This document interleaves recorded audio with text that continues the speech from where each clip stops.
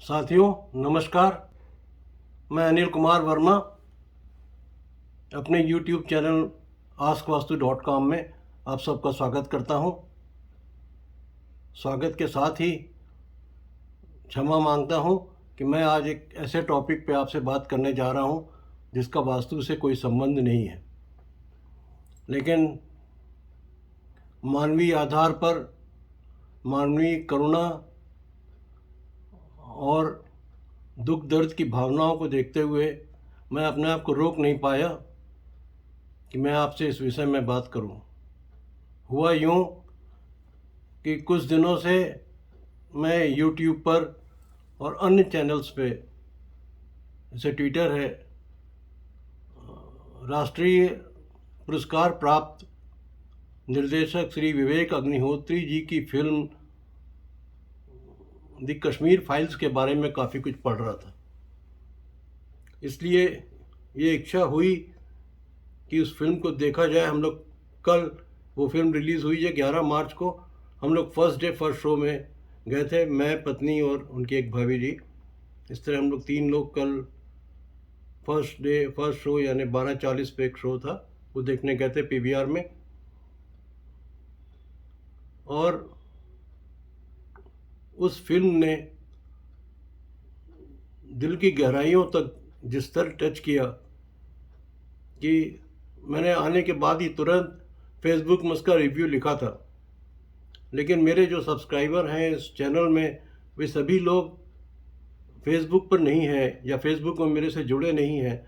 इसलिए मेरी इच्छा हुई कि मैं अपनी ओर से कुछ बातें इस फिल्म के बारे में यहाँ YouTube में भी करूँ, ताकि मेरे जो साथी YouTube में मेरे से जुड़े हैं वे भी इस फिल्म के बारे में जान सकें। मित्रों, ये फिल्म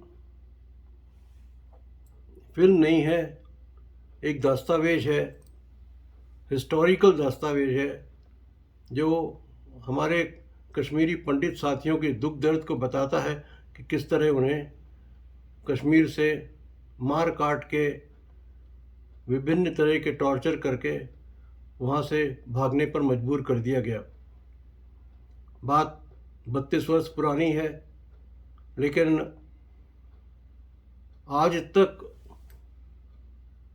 किसी भी सरकार के चैनल्स ने, किसी मीडिया ने, किसी पेपर ने, न्यूज़पेपर ने इनके बारे में सही जानकारी नहीं दी। ना कोई जानता है, ना कोई इस विषय में बात करता है।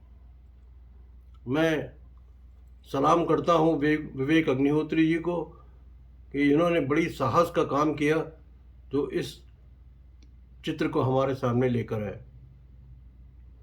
उन्होंने अपने एक YouTube वीडियो में बताया था कि उन्होंने पल्लवी जोशी जी के साथ में वर्ल्ड टूर करके विभिन्न स्थानों पर 4 साल तक इस विषय पर रिसर्च की, और जिन परिवारों के साथ ये दुर्घटनाएं घटी, जिनके भाई बहन, माता पिता या रिश्तेदार या पड़ोसी बिल्कुल जो खास हैं, जिनको उन्होंने देखा, अनुभव किया, उन लोगों का वीडियो इंटरव्यू रिकॉर्ड किए, और वो भी एक दस्तावेज है। और मुझे उम्मीद है कि भविष्य में विवेक अग्निहोत्री जी उसके आधार पर कोई वेब सीरीज बना सकते हैं क्योंकि वो प्रकरण, लगभग 700 प्रकरण उन्होंने इकट्ठा किए थे।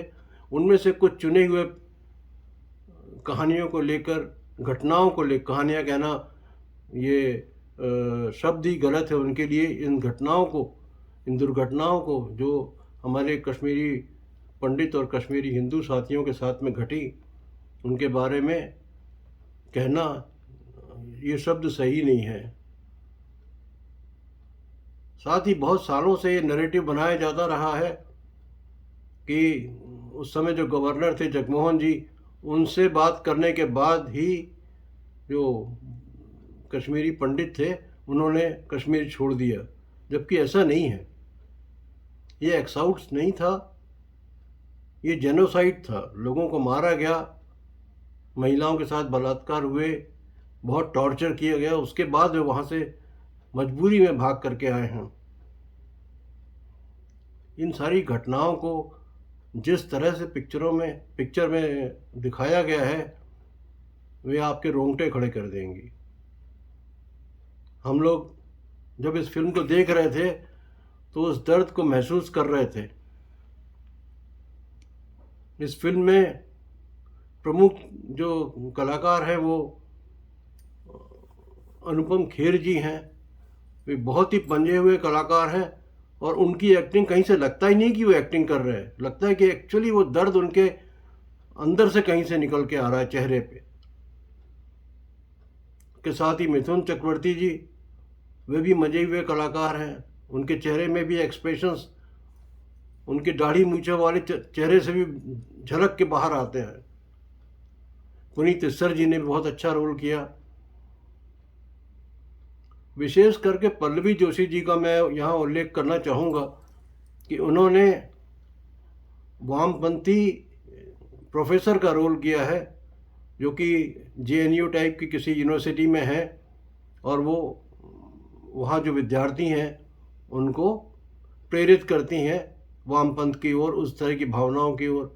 और उनके चेहरे के एक्सप्रेशन, उनकी शब्दावली, उनके भाषण, उनके बोलने की लहजा बहुत ही गजब का। इन सारी चीज़ों को देख करके आप रियलाइज़ करेंगे कि आप कोई फिल्म नहीं देख रहे, बल्कि सारी घटनाएं आपके सामने घट रही हैं। फिल्म में गाने की जगह एक सिर्फ वामपंथ को दर्शाने वाला हम देखेंगे करके गीत है। बाकी तो कश्मीरी भाषा में कुछ गीत बैकग्राउंड में बजते रहते हैं। उसकी गुंजाइश भी नहीं थी इस तरह की फिल्मों में अधिक गाने रखने की। मेरा ये रिव्यू बनाने का मुख्य मकसद ये था कि जितने अधिक से अधिक लोग इस चित्र को देखें और उस पीड़ा को महसूस कर सकें कि किस तरह से कश्मीर से हमारे साथियों को भगाया गया। इस तरह की घटनाएं देश में और भी कहीं कहीं घट रही हैं। कैराना का नाम आता है, वेस्ट बंगाल का नाम आता है। भविष्य भगवान जाने क्या होगा, किस तरह की घटनाएं हो सकता है आगे भी घटें। कहते हैं कि लोग पहले अफ़गानिस्तान तक थे, अफ़गानिस्तान में भी सरदार जो भी आए हैं वो बरसों से, मतलब जीवन पर्यंत वहीं रहे हैं, शुरू से वहाँ रहते आए हैं लोग, उनको अभी भगाया गया।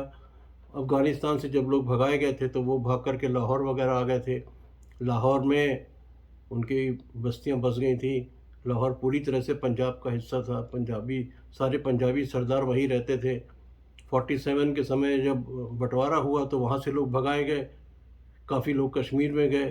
अब कश्मीर से भाग करके दिल्ली, जम्मू और वर्ल्ड में सभी जगह जहाँ जहाँ उनको जगह मिली, जैसी भी परिस्थितियाँ हुई, वो बसते चले गए।